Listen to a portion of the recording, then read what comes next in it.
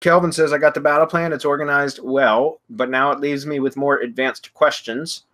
What would you say is the fastest and cheapest way to get a listing boosted as a way to get your foot in the door with clients? Citations, it's not citations, I'll tell you that. Citations take a while to really start taking effect because citations typically take a long time to index.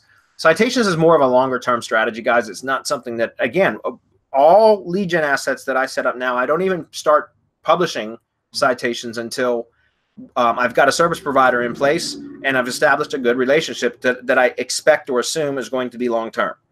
So citations are not even something that I do anymore as standard operating procedure unless it's for a client already or something that I'm setting up branded right off the bat, which could be maps expansion for a client or for an already existing lead gen service provider that I have a good relationship with. Does that make sense? Citations are great for longer term strategy, but it's not something I do. It's not something that's going to push a maps listing anytime soon. Okay. Post, yes. GMB post, obviously, that's the local GMB Pro method.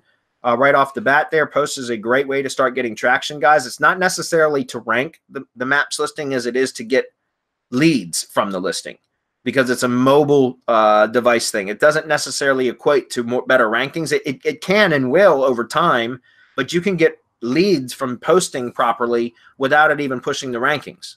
That's exactly what the local GMB Pro method is all about. Okay, so posts, absolutely. That should be standard operating procedure right off the bat. Like as soon as you come out of the gate. Clicks to the GMB, yeah, click-throughs is absolutely important, guys. If you can manipulate that, and there's ways to do it, you can try automation, although a lot of the times that doesn't work very well.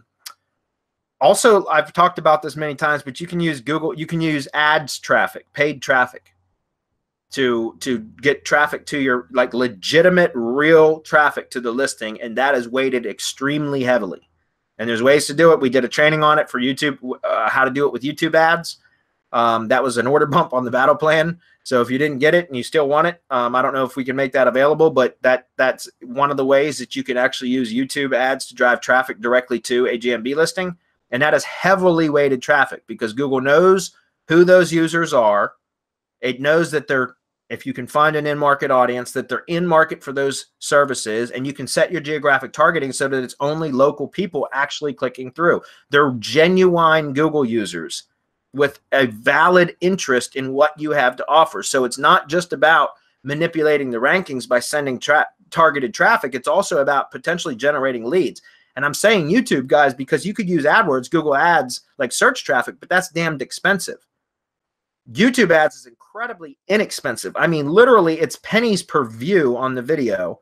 And if you have your targeting right and a compelling message in the video, you can get clicks for tens of cents, right? Because remember, you might take you 6 or 8 or 10 clicks or 15 clicks, views, 8 or 10 or 15 views to get one click.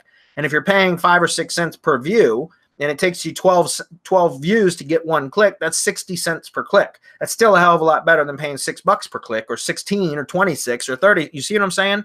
So my point is a YouTube ad is a great way to drive traffic. Also, guys, display ads. Google Display Ads, the display ad platform is so much better than it used to be. It's so much easier to set up a display ad campaign now because all you have to do is have images and lines of text. And you can set up display ad campaigns and get clicks. I start off for contractors, guys. I'll set up display campaigns for $1.50 per click is my max cost per click bid, right? And then once I get some data that comes in, typically they run somewhere between, and for most contractors, again, I deal almost exclusively with contractors, but the average cost per click usually runs somewhere between 85 cents to $1.15.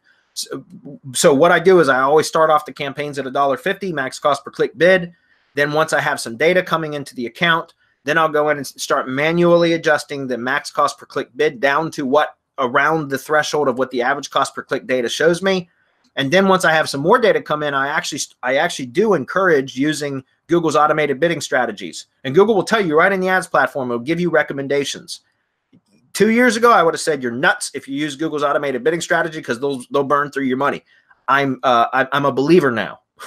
The Google, every time I go in, not every time, but what I'll do is I'll go in and implement one of Google's recommendations to an automated bidding strategy. It could be maximum conversions, target CPA. There's several of them.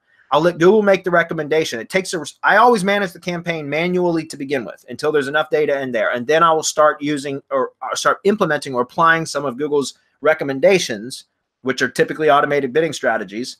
And then I'll make a note of when I applied that particular recommendation. And then I'll go back in a week or 2 weeks, depending on the traffic volume, and see what, compare what the results were from my manual campaign management versus the automated campaign management. And if Google's is better, I leave it, implement it, right? If my campaign management was better, more cost effective, then I will switch it back to manual CPC or manual management, excuse me. Does that make sense? And again, guys, Google Display Network is a fantastic way to get targeted, geo-targeted traffic from people that are from a relevant audience to click through to your assets, which can be a GMB, guys. You can put a GMB business site URL in there. Does that make sense? Or even a map URL. So again, if you want more training on that, we had it was part of an order bump. I don't know if it's still available, but that was I think it was called the Google Ads Mastery or some shit like that, as part of the battle plan funnel.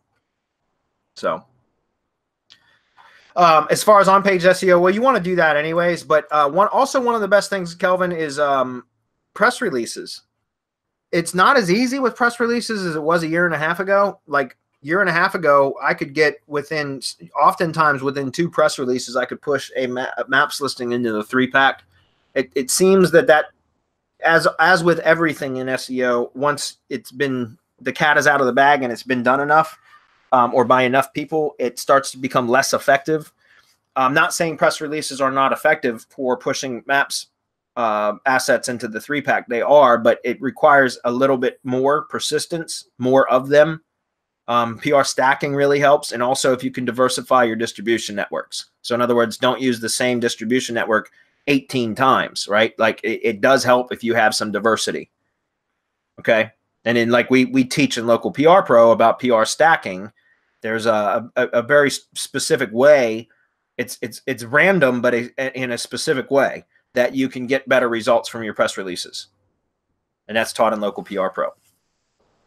But I think press releases on page, you name several of them. Posts, which should be standard operating procedure.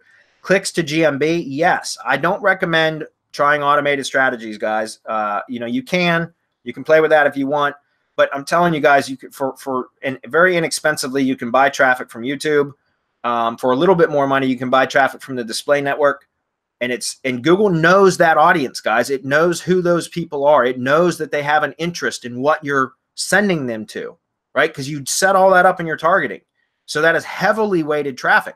If you send spam traffic or automated traffic or non-relevant traffic, it can give you a boost.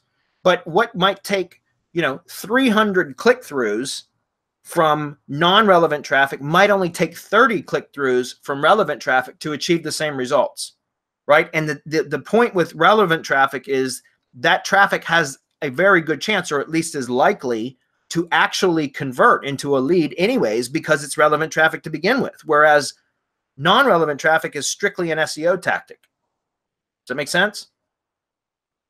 So hopefully that was helpful.